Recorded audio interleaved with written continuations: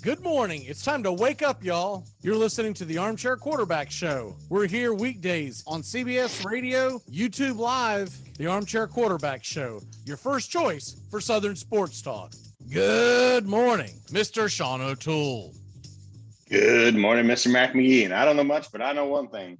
You woke up this morning in Seattle and read the paper. You would think your team is 10 games out of the wild card, not one.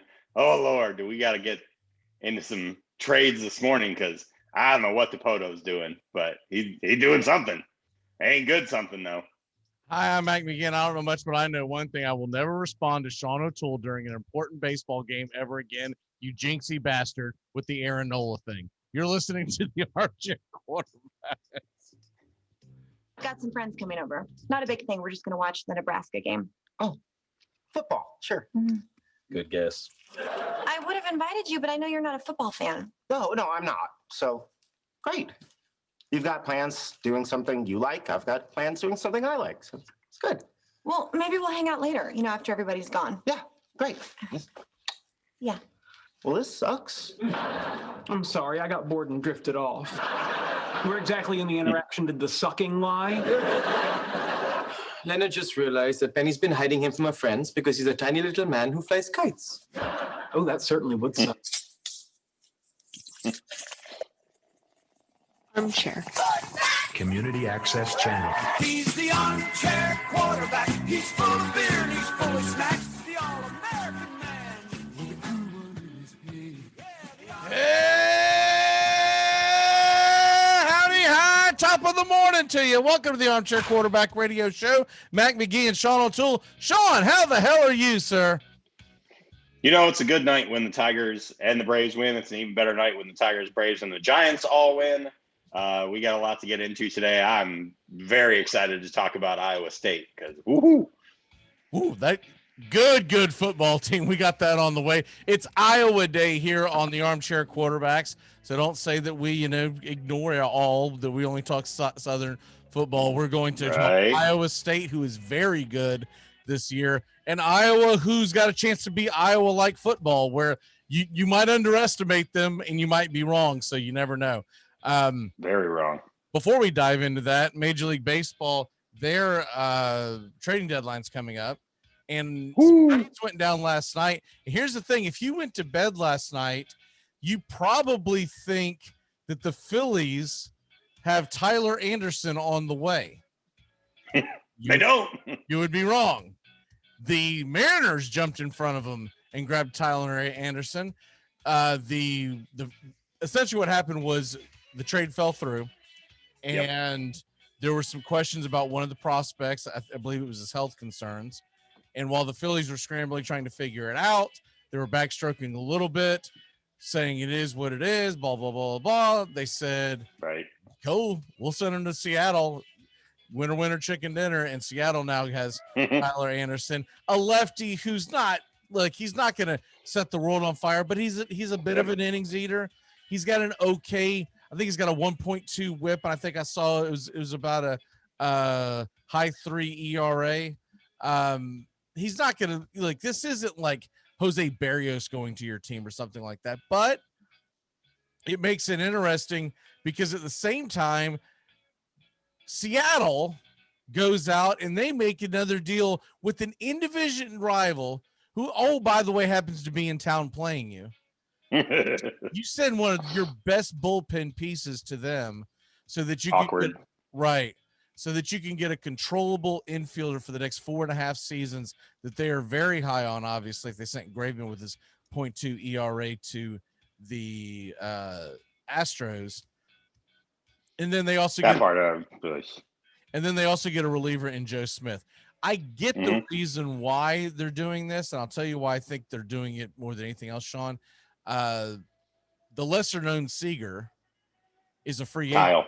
Right. Yep. Is a free agent at the end of the year. And could be the next domino to fall out of there, which I definitely think they're moving Kyle Seager now. And so they're going to put the young kid that they got from Houston, which if you look at his stats, they're not going to jump off the page at you. I looked at it last night. I was like, That's not even worth If writing. you Google him, the first thing you'll see is he was on third base during Verlander's no hitter. He made a couple of nice plays. Like he's nothing to write Better home than the about. first thing you see if you Google one of us. So That's probably. But the point being of the entire situation is the Mariners are going to be movers and shakers. I believe they're going to move Seager now. Now, whether or not they already have some hits on him, I don't know who's may want him. Maybe it is a situation where he could be heading to the Mets. I don't know. But the point is they could definitely, or they're just grabbing him for, we want this kid long term and we don't mind trying to make this run, because they weren't even supposed to be in this. Nope. So they're a year or two ahead of schedule. The fact that they can still compete for a wild card and then build for the future, I think is very aggressive and actually very shrewd of the front office for Seattle. So I'm not hating them on it. I see the big picture and why they're doing it. If you do this and you are in a market like the Mets or the Yankees or Boston, they're going to flip the hell out. But you could do it in Seattle because they realize, especially when you've been so bad for the last few years, they're ready to start winning. They've got the best record in Major League Baseball in the last 6 weeks, by the way. That I know that's gone under a lot of people's radar, and why wouldn't it?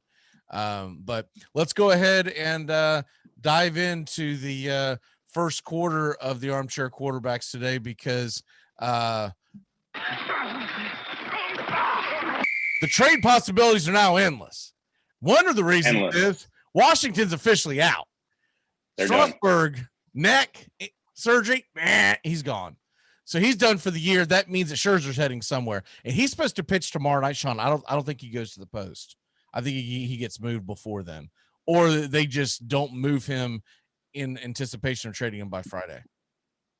Bad news for my fantasy team because I own him in both. But yes, I don't know that he's going to make that. Bad news for the Braves. Bad news for the Braves. Braves fans wanted him to go. I believe he's going against Philly tomorrow night. I believe it's a 4-game set. I could have that mixed up. But regardless, bad news for anyone that wanted to see Max Scherzer go up against a team that I'll pull it up here in 1 second just to double check. That the Braves are chasing. Yeah, I got you. I want to double check to make sure that that's who he's playing tomorrow. Yes, it is. All right. Scherzer's supposed to go up against the Phillies at 1:00 tomorrow afternoon. He might get moved tonight. Yeah, he could. I mean, the two teams that Rosenthal has been reporting are sniffing around him the most are the Dodgers and the Giants, who are obviously in an arms race to win that division. Right now the Giants have the upper hand. Where this is no longer a cute story. We're 100 games into the season. The Giants are here to stay. They're going to make, barring an epic collapse, like a 95 Angels level collapse, they're making it to the postseason. Man, if they pick up Scherzer, woo! The report is they have a little bit more to offer than the Dodgers do. The Nationals like Joey Bart more than they like Ruiz. So those are both catching prospects for anybody who doesn't follow prospects the way I do. Joey Bart was the number 1 pick, I think 4 years ago for the Giants, was supposed to be the heir apparent to Posey, but Posey seems to be injecting that long ago, man. I feel like Bart was right before the pandemic. I thought it was 2016 or 2017. I could be wrong. That long? Okay, maybe I'm wrong. I'll look it up as you go along. Yeah, I'll look it up. So, and then on the Dodgers side, they have a catching prospect that everybody likes, Ruiz. But I mean, he's kind of barricaded by Will Smith, who's young and really good. And even though they platoon him a lot for some reason, I think he's the Dodgers catcher. I was right. Was it 2018? Okay. Yeah. I thought it was 17. Well, but yeah, I followed baseball quite a bit. So I remember when he was in college baseball, they did a whole thing on it. I watched like 45-minute, and he had to walk both ways to school uphill in the snow, that kind of thing. So I think Scherzer ends up in one of those two places. He has 10-5 rights, so he can veto any decision. He seems to, his family, he was in Arizona for a long time. He seems to prefer, according to reports, to be, out west as opposed to on the East Coast. I don't even think he keeps a residence in Washington in the offseason. I think he lives somewhere else. So. So I did a deep dive last night when I saw that the rumor was that he would prefer the West Coast. I was like, well, why is that? His wife is from Colorado and has a lot of family in California. Gotcha. So there you have Well, it. that makes perfect sense then. So As they always say, you know, they always say follow the money trail, and if it's not because of the money, it's because of the wife, and they're usually hand in hand. So that's one name. Cubs and Giants, reported late last night by Susan Slusser, have discussed, you know, a variety of prospects for Chris Bryant. So if they strike out on Scherzer, Joey Bart could go for Chris Bryant. Here's the other thing that popped last night. Did you see this thing with the Reds? Because that came out of nowhere. That the New York Yankees traded Luis Sessa and Justin Wilson from their bullpen to the Cincinnati Reds. Now, what is strange about that, Sean, is that the Yankees have a better chance of making the playoffs via wild card than the Reds do of catching the division. But you are correct. But they're getting aggressive, and it makes me think that the Yankees are going to go, yeah, you can have our also rans. We gonna go get Kimbrel. We gonna go get this and that. You know what I mean? Like, so I think they were making room because they're going to get aggressive. There's no way the Yankees just sell off. They're like 3 games out of the wild card. Like, why the hell would you do that? Did you see the throw? By the way, I hate to go off on a side rant, but did you see the throw last night by Chris Bryant? I'm not Chris Bryant. I've got him on the Bellinger. Yeah, I was watching it. Bellinger when he did it. Yeah, it was. Y'all, I couldn't get the video up in time. It's important to remember that he doesn't play. He doesn't play first base much. He plays outfield more than first base. But too much because it was bad. I'm not making excuses. It was bad. You are. Yes, you are. Don't you make excuses for Belly. He's standing at first base. He throws the ball towards third. It is 40 to 50 feet over the third baseman's head.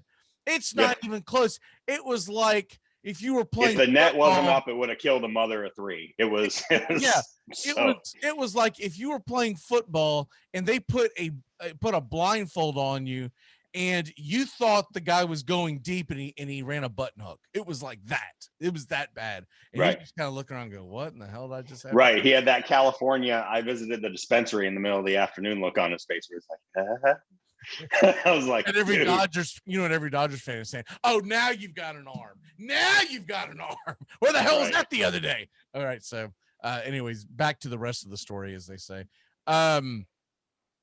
Give me one team you're really interested in, because I'm really interested in what the Twins do. Apparently, they're asking a lot for Buxton, which is really surprising to me because I didn't. I knew he was always a joke that it's long been a joke that he's the number 1 prospect in baseball and he's always hurt. I actually heard Jim Bowden say it on The Athletic. He's actually only played 1 full season if you count playoff games. Like in the last 5 years, he's only played a total of 1 full season in the last 5 years. And they're asking for like 2 prospects in your top 15 for him, and he can walk. I mean, he's, they can make him a qualifying offer, but he can't walk this year. He can walk. They have 1 year control after this year. Is it 1 year control? Okay. I honestly think he turned down $75 million, which is like, dude, you're made of glass. What are you doing? Right. I believe that he's what they're doing is they're making it absurd because they're planning on bringing him back for 1 more year. That's what I believe. Because Minnesota, for all their faults in the playoffs and whatnot, they don't tend to rebuild. They tend to reload. They do put money in for a team that sits in the Midwest that doesn't have a huge population, so to speak. They put money into their teams. I mean, they're very Donaldson, Gibson, Cruz, all guys that they spent money on. Oh, by the way, I was so pissed off last night. Cruz, the end of the Yankees Rays game, he walked a 3-0 count on Chapman. He had just walked the tying run to first base.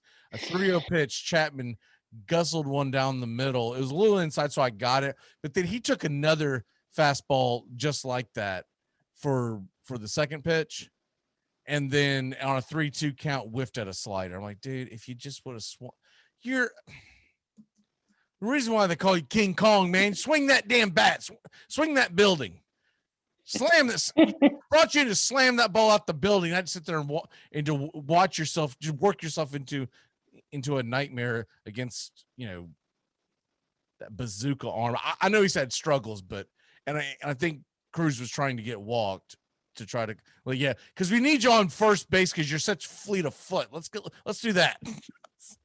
Hit the ball out the Tough. building, you jackass. Okay, Tough stuff. back to the rest of the story. Paul Harvey show here today. So you're talking Twins. They're going to ask for less to get your boy Berrios. Yep. Because he's going to be a free agent. That's why I think they're asking for the moon and stars. They want to rebuild their team quick and cheaply. And so, but do you think anyone's going to make that move? You know who's dumb enough is the New York Mets. Oh, boy, are they ever. This smells like a New York Mets stupid thing, right? Let's get Buxton. Let's lock him into a $200 million deal. That way we'll have $500 million locked up between him and Lindor, and we'll never compete ever again. And DeGrom's going to walk because we're not going to have enough money. Or when we go to lock up DeGrom, the entire thing's on the Bobby Bonilla payment plan. No. What do they call it? Not salary cap tax, but that's Luxury tax. Luxury tax. Luxury tax. Right. Yep. So I could see Buxton just ended up with the Mets. He gets hot or something for like 3 weeks and they lock him in for 10 years. That would be my dream. 10 years, 300 million. But here's, Cubs sending Chris Bryant to the Giants is starting to heat up. That could be huge. Ooh, boy. Because he can play third. Yeah. They're still without Longo. And they've had a bottom, I think it's like a bottom 7 OPS plus out of their outfield. Duggar's been the only guy that's really performed. Yastrzemski, for as much as I like him, actually hasn't hit very well this year. They're just kind of piecing it together out there with Dickerson and Ruff. So, they can put Bryant at third for now and then put him in right field when Longoria comes back. That gives their postseason prospects a lot of juice. They could be in the market for some arms in the bullpen too. They have been rumored to be shopping in Jed Hoyer's, neck of the woods with the Cubs for both Kimbrel and Bryant. I don't know who's going to get Kimbrel. I think he's going to get shopped somewhere, but they're asking for so much for him. I feel like he's going American League. I feel like it's going to be. Yeah. I feel like it's going to be a Red Sox landing. It just smells like it. The Red Sox really aren't. It's so crazy because you look at that roster. The offense is really good. The pitching, they've caught lightning in a bottle with a couple of guys. I think they're going to try to add a starter, and I think they would prefer to add an elite reliever. And there is no, and they know what they get from him. Now, if they don't go after him, they don't sniff after him. That tells you that they don't believe in him. But it looks like he has righted whatever was wrong with him over the last few years. It looks like he's back to being Kimbrel-like. You could mess up the dynamic in the locker room if you bring him in, make him the closer, and Barnes is the 8th inning guy. Is that going to piss off Barnes, et cetera, et cetera? But Boston could be a destination to watch for Berrios and Rogers, not Buxton, but just Berrios and Rogers. Barrios, I definitely see. Yeah, Berrios, I could definitely see going to Boston. He could be a game changer because they're getting Chris Sale back within a couple of weeks. Yep. And man, so they're going to have Sale. Eovaldi, we know what he does in the playoffs. Erod, Pavetta.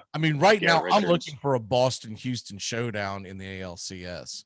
Is the way it's shaping up. I know the White feels like it's Boston, Houston, or Boston, Houston, Tampa, Chicago are the only 4 teams I can really see being left standing at the end right now. Again, there's still 60 games, give or take, in the season, but those are really the 4 that I think could be left standing. For the Rays to make a run, they're going to have to get Glasnow back, and he can't be like half-ass, right? You can't. Right.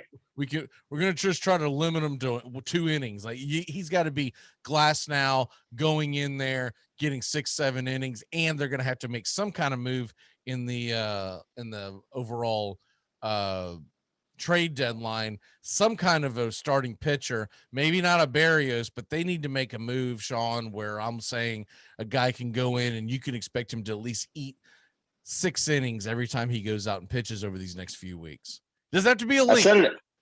I've said it a few times over the last couple of months because they've worked together in the past on deals that flew under the radar, but don't discount the Detroit Tigers who have made a lot of deals with Tampa over the years. They got Matt Boyd to sell. They got Michael Fulmer to sell. Guys who I think Boyd is in a final year of arbitration, or at least has a qualifying option for this year. Fulmer is a straight up free agent. It's a guy who they've used as an opener, they've used as a closer. Again, he won he was top 10 in the Cy Young before he blew his elbow out, and won Rookie of the Year. I think that was 17 or 18. It feels like it was 100 years ago now, thanks to the COVID year. So I would keep an eye on those names because the Rays like to shop in the discount section. And those guys both would come at a discount because they've kind of had some injury plagued seasons. Yeah, and the other big thing that I think that you got to see is where's Rizzo going. Rizzo might be the one guy they keep and they try to build around because he's a fan favorite. So popular. Baez, I know I was joking about Buxton, but I believe Baez is going to be a Cub. I believe Javi Baez is getting traded there. And I believe that the Cubs are going. Remember something about that. Him and Lindor are very good friends. They played together in the World Baseball Classic. I mean, they're just like best of buds. He comes over and plays well. The Mets are going to try to lock him up and have a Lindor Baez infield where I would say Baez will just slide over to second base. Or maybe you put Lindor at second base. I don't. In today's game, until they ban the shift, it doesn't realistically matter. You could, as a Braves fan, I would love to see Javi Baez and his nearly like 40% strikeout rate in the NL East for the next 7 years. That's fine. As long as they can lock him up to a deal worth well over $200 million. Back that truck 8 years, 240. Do it, Cohen. You coward. Let's you new go. owner. Coward. Oh, come on, Mets. Let's get it done. Come on, Mets. Let's do it. While you're at it, extend McCann's deal because he hasn't done crap all year. And then would they give him a 4-year deal? Let's go ahead and lock him up into the early part of next decade while we're at it.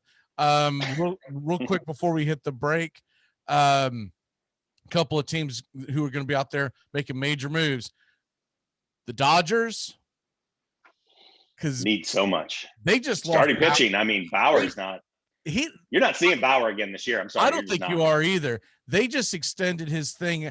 I'll get more into that on the to the 6th. They're just going to keep extending it. They're just going to keep extending it until the season's over. Yeah, I'll get more into that on the Take Me Out to the Ball Game that comes out at the bottom of this next hour. But long story short, he's got 3 court dates that he has to go to. One is like the 3rd and the 4th, or the 2nd and 3rd, whatever the hell it is. And then there's 13 days or 16 days. It's the 2nd and the 3rd, and then 16 days in between that and the second one, which is the 19th. Okay. So they're going to extend, because they extended to the 6th. They're going to extend it to at least the 20th. And oh, by the way, guess what August 19th was supposed to be? Trevor Bauer Bobble Day at Dodger Stadium. Pretty sure that's canceled. They pulled that last night. They said, it ain't gonna happen. So I'm gonna be looking on eBay for Trevor Bauer bobblehead, man, because from the Dodgers, that thing's gonna be worth something, man. I'm telling you. Any last thoughts before we jump to break and come back into football? Yeah, if you're gonna get the Trevor Bauer bobblehead, just make sure you don't get the the troll one that says with Kung Fu grip action on the box. You don't want that in your collection. I believe the Braves will make minor moves, nothing earth-shattering. Yep. The only earth-shattering move they may make on a sneaky deal. Gallo. Well, no, I was saying Morton. Morton pitching really well. They've got a lot of young arms. They're going to lose him at the end of this year. They probably won't re-sign him, which is a shame because I really enjoyed watching him pitch. But I believe he'll go elsewhere. I doubt he comes back to Atlanta. Maybe they do. But you've got Enoa coming back off the IL. You've got Mueller. Next year you're gonna have freaking Soroka back. Hopefully. Yep. You've got Freed. You've got you're look. We don't even talk about Tucker Davidson anymore. He pitched phenomenally. I don't even know if we'll see him again till like late September. And the guy I'm going to see Friday night, Tukey. And the emergence of Tukey Toussaint. So they could trade him to get a piece for this year to help their bullpen and say, let's go. And so that, but it's got to be to a contender, or they just trade for future pick, prospect. Yeah, future assets. And maybe turn one of their prospects into going and get a reliever. They've got to get some guy. They got to get Ian Kennedy, because I don't think they can afford Kimbrel. I want Kimbrel because I want to see this coming out of the bullpen one last time for the Atlanta Braves. That'd be really cool, but I don't think they're going to. If I'm the Atlanta Braves, if I'm AA right now, we have already pulled off the deal for Kimbrel. That happened 3 weeks ago. And we're probably tied for first right now with the Mets. But right. Well, I've got the 5th or 6th best farm system according to MLB Pipeline, and that's important. Well, where are your rings at, you jackass? All right, we'll be back in a flash here on the Armchair Quarterbacks. When we come back, it is Iowa football day, and we're going to come back in a big way. This will be a short break. We'll be back in a flash on the Armchair Quarterbacks. The only one who's going to tell me when I'm through doing my thing is you people here. Hey, Jacksonville, winter is the perfect time to start planning for your healthy, pest-free spring lawn with True Green, America's #1 lawn care company. True Green's science-based approach and local expertise will help give your lawn the year-round care it needs to be thick and weed-free. Go to truegreen.com/radio to save 50% on your first service. Just call 866-946-5956 or go to truegreen.com/radio today and get a lawn to be proud of. We live in a world now that welcomes and nurtures the screwball in all of us. Hey, it's a new decade, people. Time to get a little nutty. Treat yourself to Screwball Peanut Butter Whiskey, a smooth flavor that combines 2 of America's favorites, peanut butter and American whiskey. So no more social awkwardness. Time to embrace who you truly are. Get out there and make friends. And be sure it starts with Screwball Peanut Butter Whiskey. It's available nearly everywhere. Learn more at screwballwhiskey.com. Infinium Spirits. Please enjoy responsibly. You get a whole lot of something with Farmers Policy Perks. So much, I'm going to have to speed things up. You can get the Farmers Signal app, and that could get you up to 15% off your auto policy. That's just for using the app and driving like the normal speed limit, hearing, full stop, making lane change, signaling human being you are. Get a whole lot of something with Farmers Policy Perks. Start with a quote by calling 1-800-FARMERS. We are farmers. Bum, bum, bum, bum, bum, bum. At Shell, we know from the time you get up to the time you wrap up, good night, there's a lot of meetups, eat-ups, and hurry-ups. So come to Shell and get 3 things done at once. Fill up with Shell V-Power Nitro Plus to help keep your engine running like new. Save up with the Fuel Rewards program and never pay full price for gas again. And snack up with in-store rewards to save even more at the pump. Make the most of the stop you need to make with Shell. And engines that continuously use Shell V-Power Nitro Plus premium gasoline. See full terms and conditions at fuelrewards.com.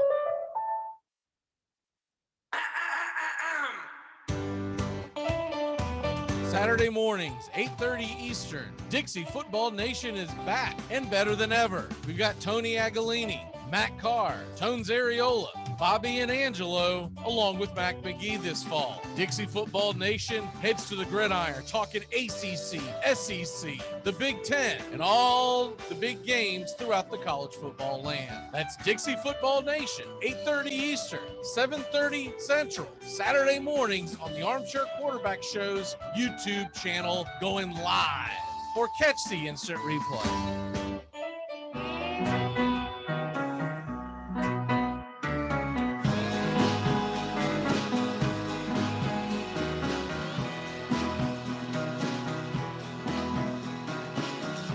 USA Olympics Committee just released a statement saying after further medical evaluation, Simone Biles is pulling out of the individual Olympics, which that news has already, it was released about 10 hours ago, but they're releasing that statement really after further medical evaluation. After further medical evaluation, if you're dropping out of the Olympics, it better be a torn ACL. Hey, here's the thought. Lie to us. That's what I would have done. I wouldn't have laid Can't do that. There's too many Twitter reporters nowadays. So they gotta crutch, dude. I would not have laid on that crutch of gotta do my mental health. It's been really difficult to be me. Okay, well, I'm gonna go ahead and get in my car. My driver is honking at me. Your boy Clay Travis had a field day on Twitter last night. Boy, it was like watching a dog, stare at ribs, lying on the kitchen floor. I don't know what he said. I didn't see it. I had some fun with it this morning on Take Me Out to the Ball Game. Like I said, it'll drop at the bottom of the hour. I'll put it to you this way. I find a lot of enjoyment out of the fact that your girl, Asaka. Who's my girl? Asaka. My girl? Did I not that. open the show last week putting pins in her? Come on. That's why knock she's it your off. girl. That's why she's your girl. Okay. But the fact that she got doused in straight sets on her home court, essentially. I mean, they might as well have been playing in her backyard. After she took off the last, 6 to 8 weeks, because she needed to focus on her mental health. Right.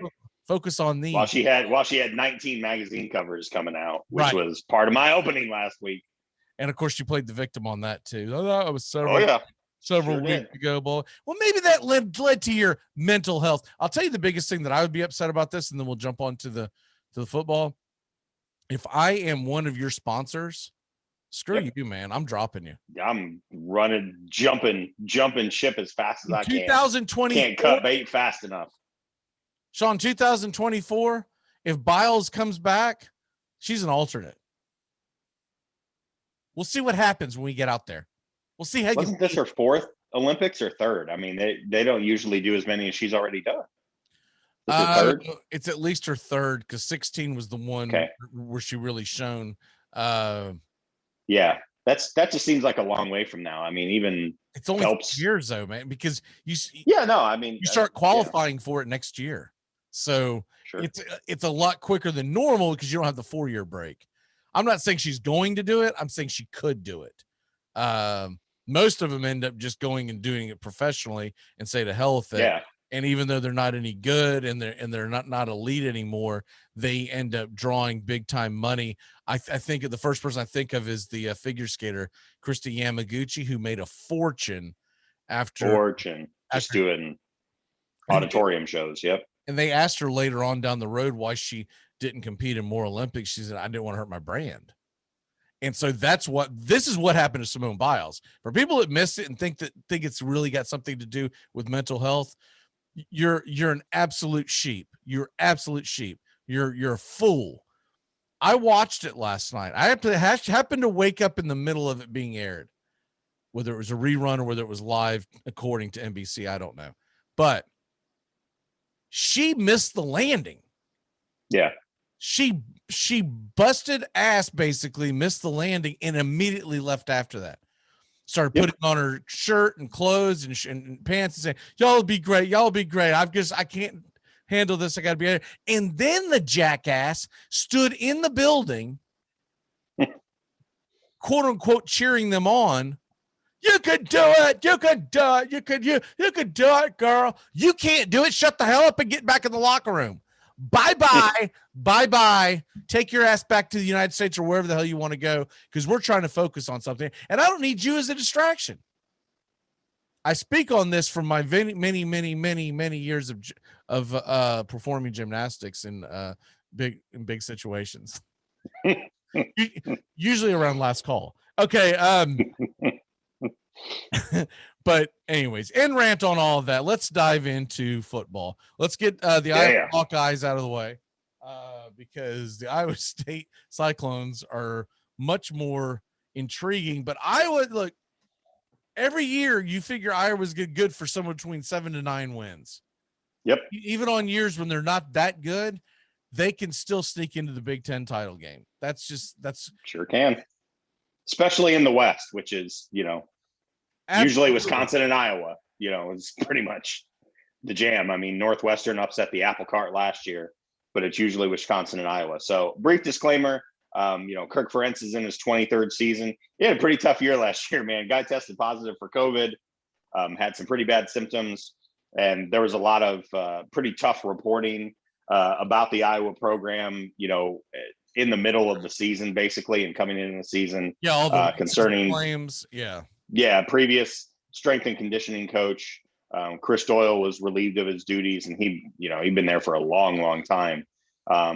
you know, and Ferenc, to his credit, admitted, you know, he kind of had a blind spot, you know, where this guy was concerned. He just let him handle the strength and conditioning, and you know, I guess, you know, he bent a couple of kids until they broke, and that's, you know, just, I guess, not the way you can conduct business anymore in the age of woke. And remember something about Chris Doyle. Never forget this, fans. Urban Meyer hired him right after this happened. Immediately. Didn't even wait. So if you ever think Urban Meyer's a good guy, I don't even know if Chris Doyle's even guilty of any of this. Nope. Okay, because a lot of stuff was going on last summer where everyone was crying wolf, right? Yep.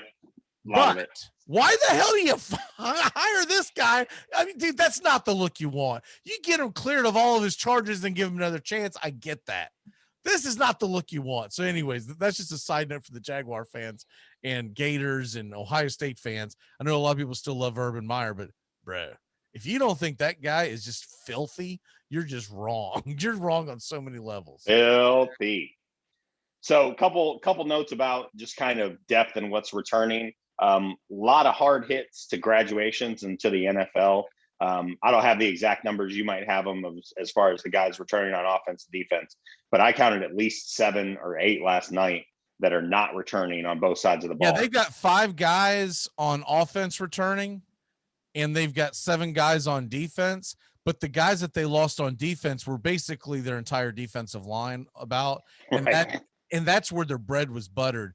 Iowa won the trenches. Here's something I think a lot of people that was missed. Iowa started off 0-2, and they lost to Purdue and they lost to Northwestern. I think a lot of people compartmentalized it and just put it out. They finished the season 6-0. So they got things figured out, and the Spencer Petras, the quarterback who is going to be expected to be the quarterback this year, he's not known as like some great quarterback. He's very typical Iowa quarterback. Yeah, struggles with his accuracy. That's his biggest issue.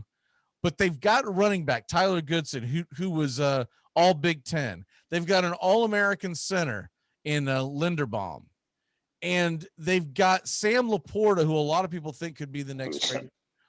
He's a tight end. Remember, so Iowa has brought some tight ends in the league. I remember a couple of years ago in the middle of the draft, Kittle, Hawkinson. Yeah, I remember Justin and I going, "The hell are they doing in Iowa?" Like, where does this come from? So just keep an eye on him for the next draft, Sam Laporta, because I'm just going to assume he's going to be the next great thing. But their defense, it was gutted. Their defensive line was gutted, was the basic thing. The only defensive player or defensive lineman that's coming back, starter, he's a super senior coach. He's a super senior. It's Zach Valkenburg. Yep. That's it. Now they do 5th season. Right.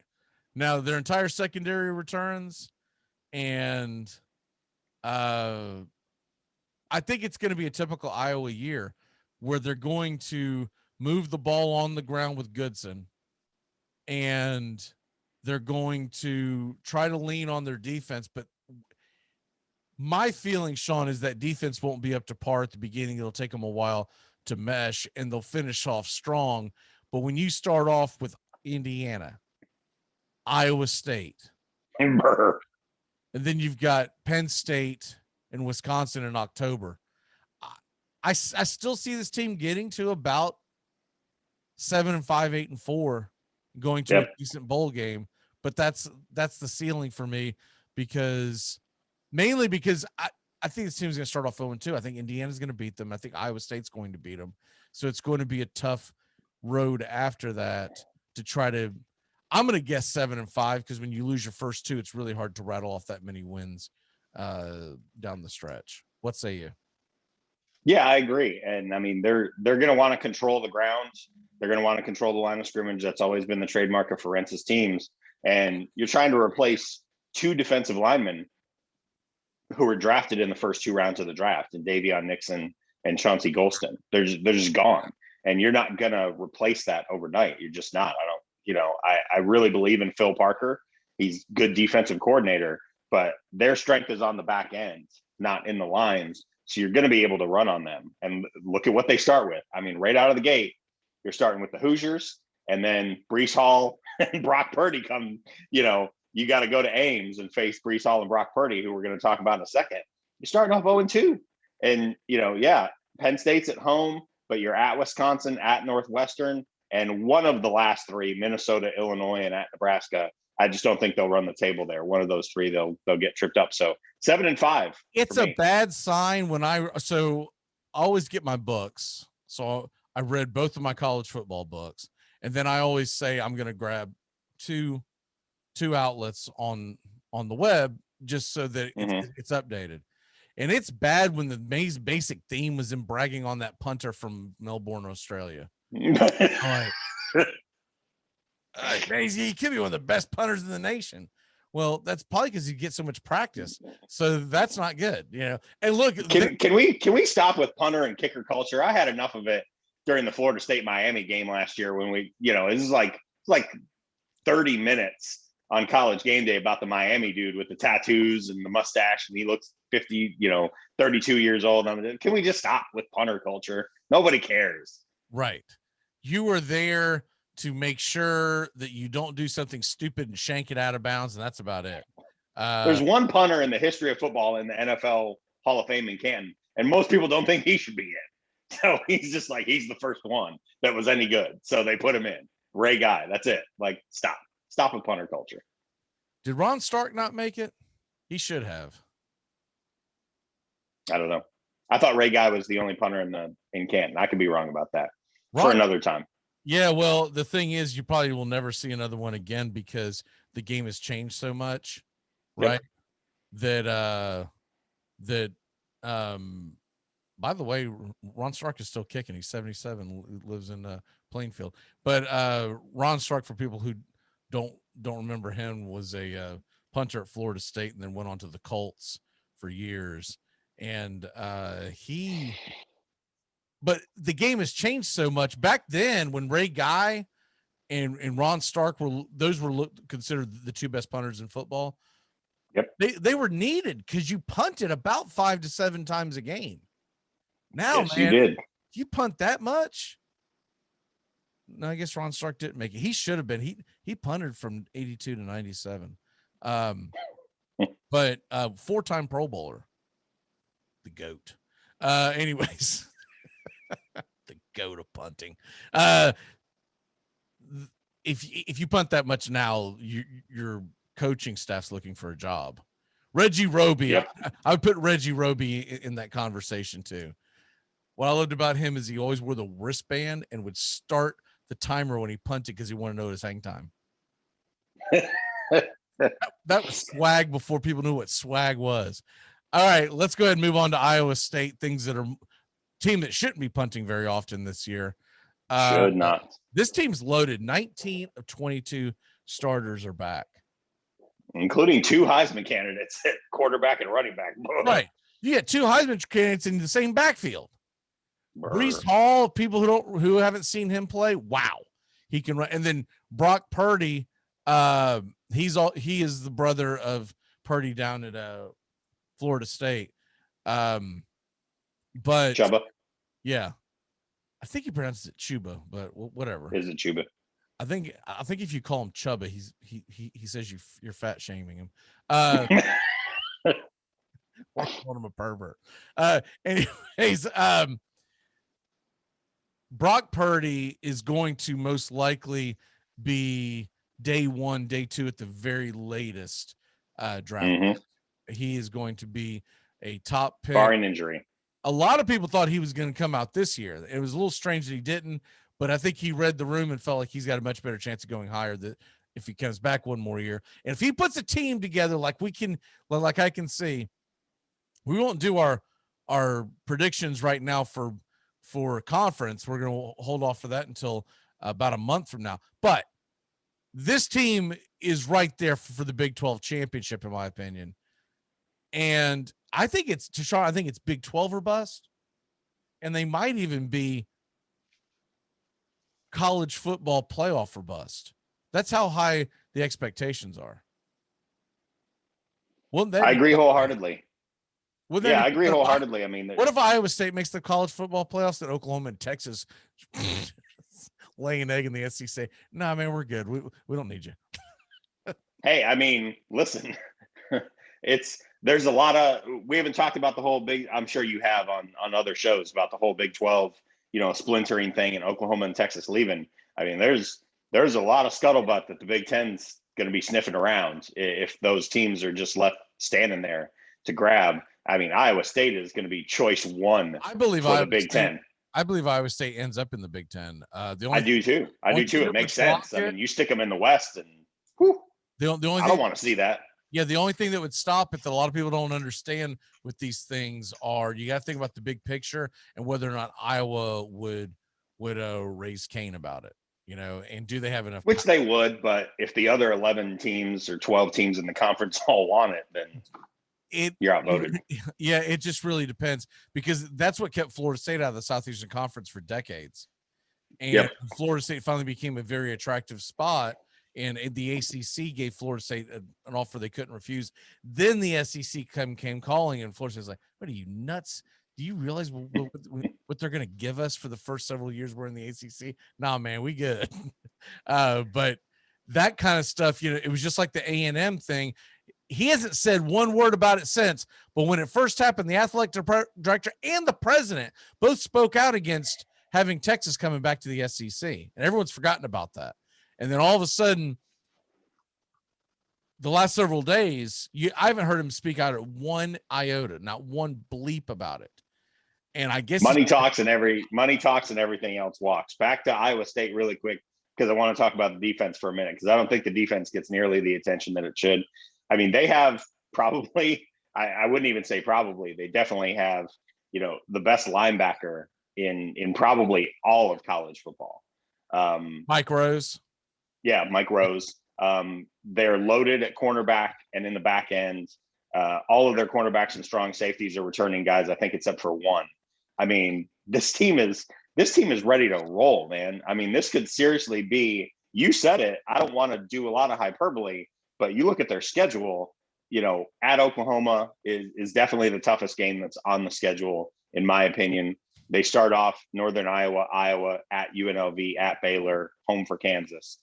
That at K-State game in the middle of October worries me because, man, every year I swear I lose or win money on somebody going into Manhattan and getting offended. It's always somebody, so I hope it's not Iowa State. But, I mean, they could be undefeated going into that Oklahoma game. Easy. They could be 9-0.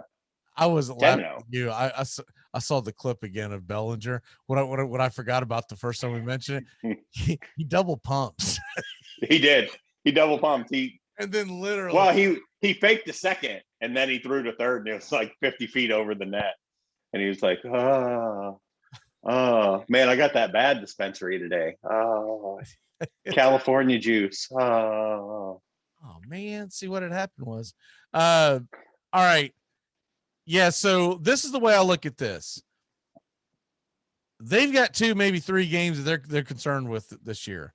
The Iowa game you're going to be concerned with regardless because it is a rivalry and anyone can win that. Second game of the year too. Right. Outside of that, Texas and Oklahoma are the only 2 teams that I see concern me. Going to West Virginia, you don't ever know what the hell you're going to get from West Virginia, especially when you're up there in Morgantown. That could be dangerous. But I don't think they're going to be an underdog in any game except the November 20th showdown at Oklahoma. I don't even know if they're going to be an underdog then. Spencer Radler and company's got. By the way, that's what we're doing on Friday, Oklahoma, Texas. Ooh. I mean, put me down for. I don't see them going 10-2. I think they're 11-1 or they're undefeated. I don't know if it's going to be at Oklahoma. But if they get tripped up at all, I think it's not going to be more than once. And I mean, you can talk me into this team going undefeated. I am not a big Radler guy. I did not like what I saw from him at times last year. And until Lincoln Riley shows to me he can build a defense, I'm just never going to take them seriously because I've seen them get just pummeled too many times when they've been in the playoff. This could be the team that upsets the apple cart this year. This could be the surprise team. That's the 4th one. All right, it's still just 4 this year, right? I know they're talking about the extension to 8, but that wouldn't start till like 23 or 24, They're right? talking about an extension to 12. They're going crazy. I hear 12 more than I hear 8, and that's a little strange. I thought 8 was. You got to get back the money you lost last year somehow. It's a business. They're going to do it. So I just hate. inevitable. I hate it, and we don't go into deep dive on this. But once again, if you put too many teams in these playoffs, you're going to cheapen the regular season, and the regular season is what makes college football the best. It really does. Without the regular season being a man, we got to win every game thing. Without that, college football just kind of falls in everything else, because the product is not necessarily that great when you look at it in a broad scope, right? But it's the fact that you got to win every game, and you're antsy, and every game matters, and blah blah blah. If you can keep it under 8, I think you still have that. If you have 7, if you have 6, you get to 12, dude. There's gonna be games where you're like, hey, we want to go to dinner. Ohio State, Michigan's playing tonight. Yeah, but it doesn't matter if we win that, because we're gonna make the playoffs anyways. Yeah, so let's go to dinner. And you're gonna be like, whoa, where the hell did this come from, right? Because did you see your boy Leach? Did you see what he said about it? He wants to go to 64. It wasn't joking. That guy's drunk all the time, but all the time drunk. But that's not the point. The point is he wants to go to 64. It's like 64. You're just trying to find a way to get yourself into the playoffs so you can save your job. Things ain't looking so well after week 1 versus after that LSU game. The whole thing was a crap. It was been a crap factory there at Mississippi. But 64, who the hell doesn't get in? Week 1 of the college football playoff, MTSU versus North Central Alabama. It'll be MTSU versus Alabama. Who cares about that crap? And we're going to have to play them on like Tuesday morning, because we're not going to have enough time to put it. No, 64. No, I don't even want 12. I think 12 is too many. Yeah, I'm fine with 8. I'm not fine with anything beyond that. 7 is enough, because you've got to have when it's all said and done, you got to have a reason why the top team in the country doesn't want to lose its conference game, because they want to buy. Right. So, and I get that you're going to get that with the 12, right? Because you're going to get 4 buys. That's too many buys. You either give me 8. I'm sorry. You either give me 7 or give me like 9 or 10, something where there's got to be a buy. Bama's got to have a reason to win the SEC championship game. If not, like freaking Missouri's going to sneak in there again. Nobody wants that. All right, it's time to turn back time. Get the hell on out of here. I knew we weren't going to have time for the basketball, but that's okay. When it's all said and done. I mean, is anyone? By the way, Olympics. Forbes isn't listening. He's the only person that cares about basketball. He doesn't even watch basketball. I talked to him, and he's like, "Yeah, I heard about that." I'm like, "You're not even watching it?" Oh no, he is. He's off the reservation. He still follows sports like a true fan, but he reads the entire thing. Like, you don't even take in what's the fun part of it, which is actually watching the athletic. Right, watching. If I had to just read about it all the time, my God. I don't even think he watches the news anymore, because he only reads about it. Because there was something, I won't get into it, but there was something he didn't know about that happened in Jacksonville about a year ago, and he had no idea that it went down. I'm like, dude, where were you? I don't even watch local news, but good God, it was like flooded at me. All right. There was a shooting during a basketball game up the street from Forbes's house. Oh yeah, I read about that. What? You got shot. Yeah, I read about that. Got shot. I read about that. I'm waiting for them to come out with the following article to find out why I was in that melee. I don't really recall. We kid because we love. All right. On this date in 1979, you were just a wee little feller, and Dave Kingman. 2 years old. Dave Kingman hit a pair of round trippers. Oof. Becomes the 6th player in Major League history to hit 3 home runs in one game twice in a season. Sky King's trio of long flies isn't enough. The Cubs still lose. Drop it to the Mets, and the Mets weren't even that good that year. Also on this date, 1929, the Chicago Cardinals become the first team to train out of the state of Michigan. So I figured you would enjoy that, which eventually led to the Detroit Lions, which eventually led to one of my favorite books of all time. If people have not read it, The Paper Lion. All right. It's your birthday today. All right, dead guy. Let's grab the dead guy first. Dead guy. Freddie Fitzsimmons, American baseball pitcher. He had the Major League Baseball record of career double plays. 79 for a pitcher from 38 to 64. He also managed the Phillies and passed away in 1979. How old would he have been if he was alive today? He never would have made it. I always thought that was the funniest line Seinfeld ever did. Costanza's dad. He never would have made it. It's like that's what they asked you. Man, is he really 78 years old? Bill Bradley, U.S. Senator, dirty Democrat, but born in New York Knicks legend. New York Knicks legend, born in Crystal City, Missouri. I remember he was one of the first people that when I found out he played sports, I was like in shocked as a kid that a kid could go play basketball and then turn around and get voted in. Like, because when you're young, you're thinking, well, you have to be really qualified to be in office. At that point, I realized, oh, no, you just be popular. It just has nothing. Right.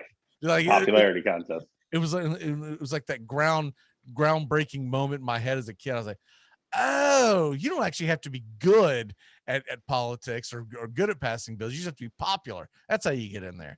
I realized that in the 10th grade when I ran for student council and lost to, we'll just say, a member of the cheerleading squad who was a hobby horse for the football team. So I learned the popularity contest lesson early. My walk-off is a hockey one. So you would be remiss if you weren't paying as much attention to hockey free agency as I was. Shame on the Vegas Golden Knights, who everybody on this show despises for the way they built their team. Kelly McCrimmon trading Marc-Andre Fleury, who just won the Vezina Trophy and is a 3-time Stanley Cup champion and has won the Hart Trophy as the most outstanding player in the playoffs, trading him to the Blackhawks for essentially nothing because when notified, when telling his agent he was going to be traded, his agent basically, or that they were looking for deals for him, Marc-Andre Fleury's agent basically said he's probably going to retire. He's not going to want to play anywhere else. So they basically got him for nothing just to get off his $7.5 million. I hope he does retire, and I hope nothing but horrible things for the Vegas Golden Knights, who I despise. And despite your previous proclamations, the Seattle Kraken did not do it the dirty way. They actually took young players in the expansion draft. So I'm proud of you, Ron Francis. That's interesting. Thanks for not being the Vegas Golden Knights. That's interesting because Justin was convinced that they were going to do it. And actually, they had chances. I mean, Duchesne, Tarasenko, they were there and they avoided all those guys. They want to win long-term and build something in Seattle. I applaud Ron Francis for that. And shame on you, Vegas, yet again. Everybody hates you. My walk-off is, it is the 30th, and it's hard to believe. This just makes me feel so old. It is the 30th anniversary of Dennis Martinez's perfect game. And I remember like it was yesterday. Because El Presidente. Yeah, back Loved then, him. man, that was a big deal. It would still be a big deal this day. Perfect games are still a big deal. Right. No hitters are not. But it was just unheard of. And he did it with the Montreal Expos, which was another big thing. He did it in Los Angeles. So Dennis Martinez, one of the most underrated players, I think, in the history of baseball. He is in the Baltimore Orioles Hall of Fame. I guess the Expos may not have a Hall of Fame, which is stupid because they need one. Maybe the Nationals need to make an Expo Hall of Fame or something, or when they get a new team. But Dennis Martinez, one of the all-time greats, 4-time All-Star, and El Presidente. One of my favorite pitcher nicknames as a kid, man. El Presidente is just so good. And I did not realize that he pitched as long as he did, 22 years. Pitched for a long time. And He's around for a minute. One thing a lot of people forget, he was in Atlanta Brave. Very, very short period of time, but he's in Atlanta Brave in 98. All right, brother. Great job. We will see you. No, we won't see you Saturday. You're heading to. I will be in Atlanta. Yep. Yeah, that's right. The Braves game. Hank Aaron weekends. Looking forward to enjoying myself, but we'll see y'all next Wednesday. You'll be there just in time to welcome in Kimbrel out of the bullpen as he's I hope. Hey, Friday night, Corbin Burns versus Tukey. Let's go. That's a good pitching matchup. That's what I get. That is a good. Love it. Yeah. Hopefully Tukey can do it 3 times in a row. I keep waiting for that dud, which is, it's going to happen. I just hope it's not. I hope it's like next year in April or something. All right. We'll see. Goodbye, sweetheart. Well, it's time to go. We're back tomorrow with another show. Well, unless we're fired, we'll talk to you then. Goodbye, sweetheart. Goodbye. Goodbye. Guys and gals, it's time to go. We'll see you on the next show. Same bat time, same bat channel. Thanks for listening to the Armchair Quarterbacks on these CBS Sports affiliates and catching the show on YouTube Live. We're here weekdays. Find Armchair Quarterbacks on YouTube Live today. Please subscribe and share and take us everywhere you go. The Armchair Quarterbacks, your first choice for Southern sports talk, live from the First Coast. Gonna get another cigarette, please. Can I get